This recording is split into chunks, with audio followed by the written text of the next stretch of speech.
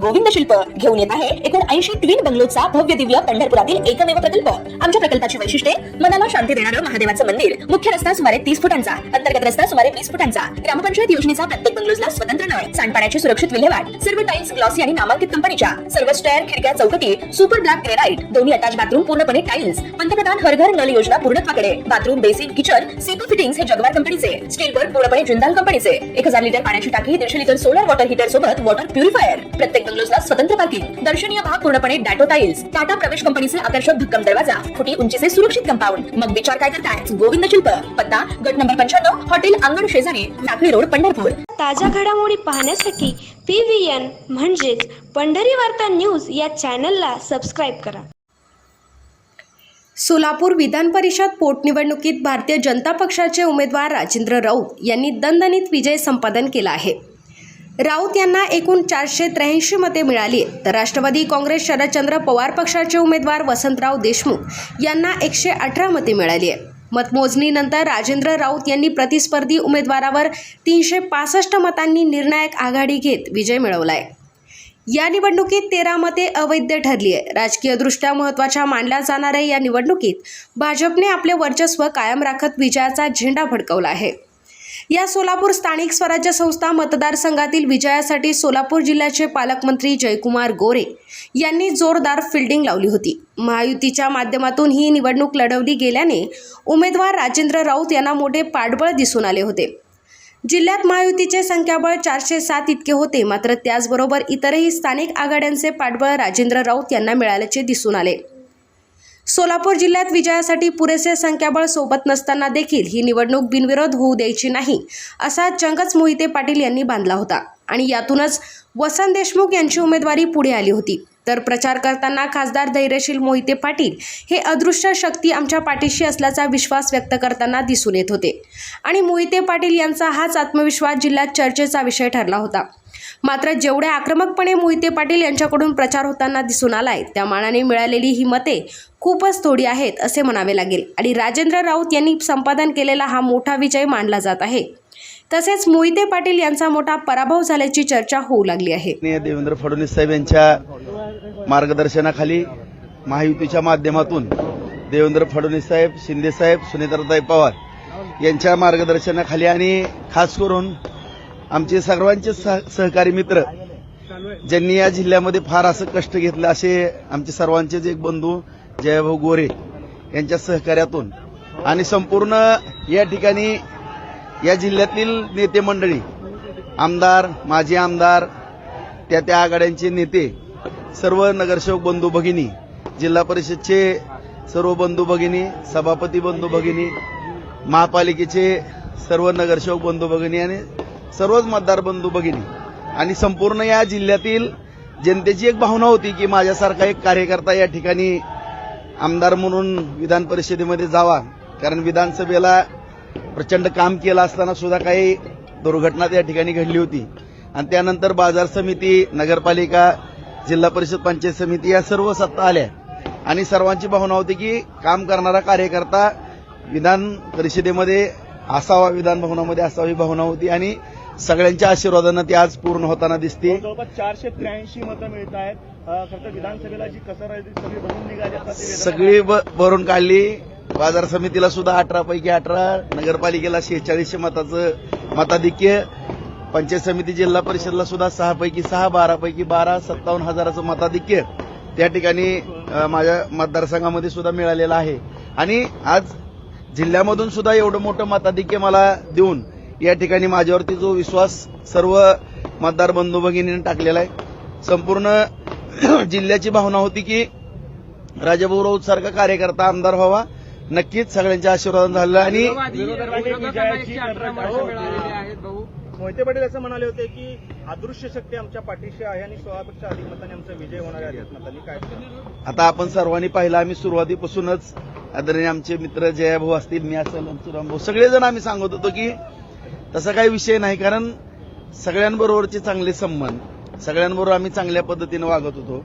त्यांच्या बाबतीत ही आज रामभाऊ जरी माझे या ठिकाणी सहकारी आहेत, त्यांच्यासमोर सुद्धा सांगतो की आदरणीय देवेंद्र फडणवीस साहेबांनी मला सूचना त्यावेळेस केलेल्या होत्या की राजाभाऊ कुठल्याही पक्षाचा कार्यकर्ता असेल, नेता असेल, त्याच्याबरोबर तुम्ही सलोख्याचे संबंध ठेवा. कुणाच्याही दारात कधी जायची वेळ येईल सांगता येत नाही. ही निवडणूक आहे, राजकारण आहे. त्यांच्याबरोबरही गेल्या 1.5 महिन्यापर्यंत माझे संबंध चांगले होते, परंतु एवढा युगो आणि मुझे गिनो ही दुर्दैवाची बाब आहे.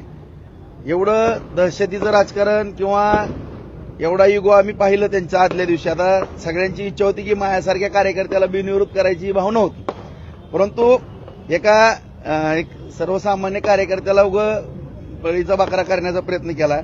त्यांना जर लय खुमखुमी होती तर स्वतःच्या घरातला उमेदवार म्हणून त्याने पुढे यायला पाहिजे नव्हतं. मग ही जी 118 आहे ना ती सुद्धा पडली नसती. अशा परिस्थितीचा निकाल राहिला असता. आणि या ठिकाणी मी कुठलंही म्हणजे कुणाच्याही आम्हाला उन्हे धुणे काढायचे नाहीत. या ठिकाणी जर आमचे काढायला लागले तर मग आम्ही आमच्या पद्धतीने खंबीर आहोत. दुसरा मुद्दा एवढाच आहे की या ठिकाणी आदरणीय फडणवीस साहेबांच्या, शिंदे साहेबांच्या, सुनीताताईंच्या मार्गदर्शनाखाली जयाभाऊंच्या सहकार्याने या संपूर्ण जिल्ह्याचा अत्यंत चांगल्या पद्धतीने विकास करण्याच्या दृष्टिकोनातून आम्ही काम या ठिकाणी प्रामाणिकपणे सभा कधी असणार आहे? नक्की सभा अधिवेशन झाल्याबरोबर एक अत्यंत महत्वाची चांगली सभा होणार आहे. कारण मला घेणं गरजेचं आहे. त्यांनी ही निवडणूक विधान परिषदेची होती, नेली डीसीसी बँकेवरती. आता डीसीसी बँकेत सुद्धा आम्ही निवडणूक लावतोय आणि ते सुद्धा डीसीसी बँकेवरती अत्यंत चांगले उमेदवार काढून डीसीसी बँक सुद्धा आम्ही या ठिकाणी भारतीय जनता पार्टी महायुतीच्या माध्यमातून ती सुद्धा त्याच्यावरती सुद्धा वर्चस्व प्रस्थापित करू. कारण आपण पाहिलं की गेली 16-17 वर्ष झालं डीसीसी बँकेचा लढा आहे. माझा कुठलाही त्यामध्ये स्वार्थ ना, आपण सर्वांनी पाहिलं असेल. मी 1 लाख रुपयाचं कर्ज सोसायटीसाठी घेतो आणि तेच भरतो, नवं जुनं करतो. कर्ज तर सगळ्याला लागतंय. मला पण नॅशनल बँकेचं कर्ज आहे. ह्यांना कर्ज घ्यायला आम्ही अडवलं नाही. सहकार चळवळ जुन्या जाणत्या माणसांनी भरपूर काम केलेलं आहे. चांगली बँक चालवली होती, परंतु दुर्दैवानं ही मोठी टोळी त्या ठिकाणी घुसली. आणि खास करून ही जे आम्हाला बोलतात ते तुम्ही पाहिलं असेल आता व्हॉट्सअप, फेसबुकवरती सुद्धा की ह्यांनी कशा पद्धतीने बँकेचा दुरुपयोग केला, काय केला आपल्या सगळ्याला माहिती आहे. आणि माझ्यावरती आरोप, मी काय केलं, शेतकऱ्याची बँक वाचवली. 2600 रुपयाच्या ठेवी झालेल्या होत्या, त्या 6,500 कोटीपर्यंत नेले. हा काय गुन्हा आहे का? आज आपण दुसऱ्या बँकेत जर नॅशनल बँकेत गेलो तर शेतकऱ्याला कर्ज मिळत नाही. आज आपल्या कुटुंबातली बँक असल्यासारखं आपण जिल्हा मध्यवर्ती बँकेकडे पाहतो. अत्यंत उत्कृष्ट अशी बँक करण्याचाही आम्ही प्रयत्न करू. त्याचबरोबर दूधसंघ, जिल्हा दूधसंघ जो बंद पडलेला आहे, हीच मंडळी होती तिथं.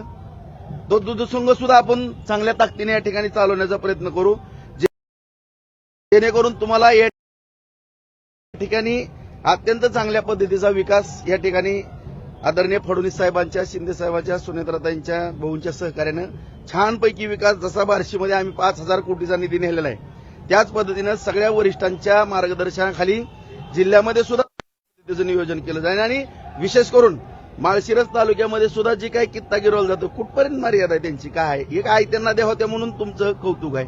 कुठली संस्था नीट ठेवली सांगा ना. प्रत्येक विकून खाल्ल्या संस्था सगळ्या. आणि हे सगळं आता तुम्ही म्हणता की मी काय राजकीय रागापोटी, अजिबात नाही. परंतु माझे व्हिडिओ व्हायरल करणे किंवा माझ्याबरोबर खोटे आरोप करणे, मला या ठिकाणी एवढंच सांगायचं, माझ्या जिल्ह्यातील तमाम जनतेला हात जोडून नम्रतेची विनंती आहे.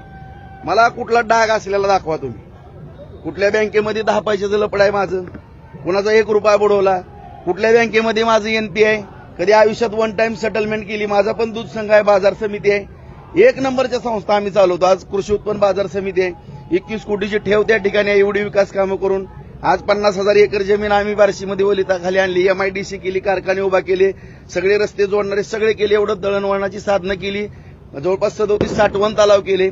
आज आणि भविष्यात आणि 50,000 एकर जमीन आम्ही वलिताखाली आणणार आहोत. 3 एमआयडीसी त्या ठिकाणी बार्शीमध्ये करतोय. असा चौतर्फा विकास आम्ही तालुक्यामध्ये करतोय. तीच पद्धत आम्ही जिल्ह्यामध्ये जी टोळी आहे त्या टोळीतले अनेक सदस्य आपल्या सोबत आहेत. मुद्दा 2 बाबीचा आहे. आणखीन तुम्ही म्हणता की आमच्याबरोबर आले म्हणून समर्थन करतो, अशातला भाग नाही. मी त्या दिवशी सुद्धा सांगितलं. उदाहरणार्थ आता राजन मालक त्यांनी कधी कर्ज घेतलं 30-40 कोटी की लगी भरलेलं आहे. आता ह्यांना काय आपण दोष देणार आहेत का? एकदम क्लिअर मध्ये अकाउंट आहे. आता बबनदादा शिंदेचं अकाउंट आहे, एकदम क्लिअर मध्ये.